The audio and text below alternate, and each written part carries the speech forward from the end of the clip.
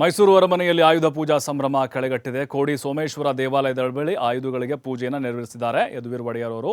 ಬಾವಿಕಟ್ಟೆಯ ಬಳಿ ಆಯುಧಗಳಿಗೆ ಪೂಜೆ ಪುನಸ್ಕಾರ ನಡೆದಿದೆ. ಪಟ್ಟದ ಆನೆ, ಪಟ್ಟದ ಕುದುರೆ, ಪಟ್ಟದ ಹಸುಗೆ ಪೂಜೆಯನ್ನು ಮಾಡಿದರು. ಮೆರವಣಿಗೆ ಮೂಲಕ ದೇವಸ್ಥಾನಕ್ಕೆ ಪಟ್ಟದ ಕತ್ತಿಯನ್ನು ಕೂಡ ತರಲಾಯಿತು.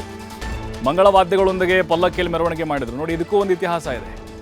ಆಯುಧ ಪೂಜೆ ಅರಮನೆಯಲ್ಲಿ ಯಾಕೆ ಮಾಡ್ತಾರೆ ಅಂತ ಹೇಳಿದ್ರೆ, ರಾಜ ಮಹಾರಾಜರು ಹಿಂದೆ ಈ ಆಚರಣೆಗಳನ್ನು ಮಾಡ್ಕೊಂಡು ಹೋಗ್ತಾ ಇದ್ರು.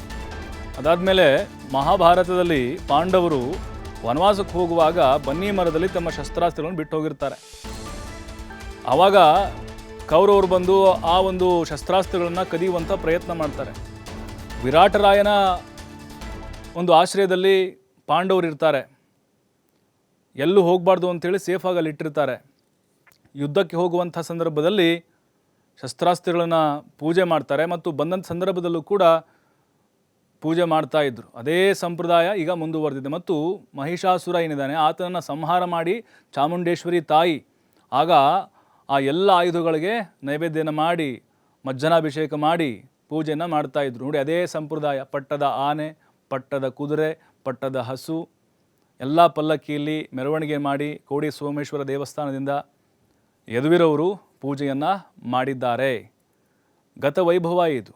ರಾಜ ಪರಂಪರೆಯ ಆ ಕಳೆಗಟ್ಟಿತ್ತು. ಇವತ್ತು ಅರಮನೆಯಲ್ಲಿ ಯದುವೀರ್ ಮಹಾರಾಜ್ ಒಡೆಯರವರು ವಿಧಿವಿಧಾನಗಳ ಮೂಲಕ ಅಲ್ಲಿ ಪುರೋಹಿತರೇನಿದ್ರು ಅವರ ಮಾರ್ಗದರ್ಶನದಂತೆ ಪೂಜಾ ವಿಧಿವಿಧಾನಗಳನ್ನು ನೆರವೇರಿಸಿದ್ದಾರೆ. ಅದರ ಜೊತೆಗೆ ನೋಡಿ, ಎಲ್ಲ ಕತ್ತಿಗಳು ನೋಡ್ತಾ ಇದ್ದೀವಿ, ಆಯುಧಗಳು ಇವೆಲ್ಲವೂ ನಾಲ್ವಡಿ ಕೃಷ್ಣರಾಜ್ ಒಡೆಯರವರು ಮತ್ತು 1ನೇ ರಾಜ ಒಡೆಯರವರು ಇವೆಲ್ಲ ಬಳಸ್ತಾ ಇದ್ದಂಥ ಕತ್ತಿಗಳು ಅವರೆಲ್ಲರೂ. ಮೈಸೂರು ದಸರಾ ಜಂಬೂ ಸವಾರಿಗೆ ಒಂದೇ ದಿನ ಮಾತ್ರ ಬಾಕಿ ಇದೆ. ಐತಿಹಾಸಿಕವಾದಂಥ ವಿಶ್ವವಿಖ್ಯಾತ ಮೈಸೂರು ದಸರಾ ರಿಲ್ಯಾಕ್ಸ್ ಮೂಡ್ನಲ್ಲಿ ಮೈಸೂರು ದಸರಾ ಗಜಪಡೆ ಇದೆ.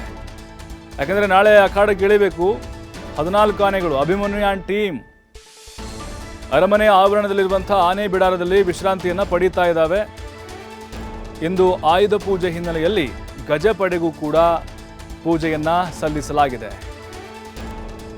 ನೋಡಿ, ಆನೆಗಳಿಗೆ ಮಜ್ಜನ ಮಾಡಿಸ್ತಾ ಇದ್ರು ಮಾವುತರು. ಕಳೆದ 2 ತಿಂಗಳಿಂದ ವಿವಿಧ ಹಂತದ ತಾಲೀಮಿನಲ್ಲಿ ಗಜಪಡೆ ತೊಡಗಿತ್ತು. ಚಿನ್ನದ ಅಂಬಾರಿ ಹೊತ್ತು ಜಂಬೂ ಸವಾರಿಯಲ್ಲಿ ಆನೆಗಳು ನಾಳೆ ಪಾಲ್ಗೊಳ್ತವೆ. 750 kg ತೂಕದ ಚಿನ್ನದ ಅಂಬಾರಿಯನ್ನು ಹೊತ್ತು ನಾಳೆ ರಾಜ್ಯ ಗಾಂಭೀರ್ಯದ ಹೆಜ್ಜೆಯನ್ನು ಹಾಕಲಿದ್ದಾವೆ ಅಭಿಮನ್ಯು ಆ್ಯಂಡ್ ಟೀಮ್. ಈ ಬಾರಿ ಹೊಸ ಆನೆಗಳು ಕೂಡ ಸೇರ್ಪಡೆಯಾಗಿದೆ, ಕುಂಕಿ ಆನೆ.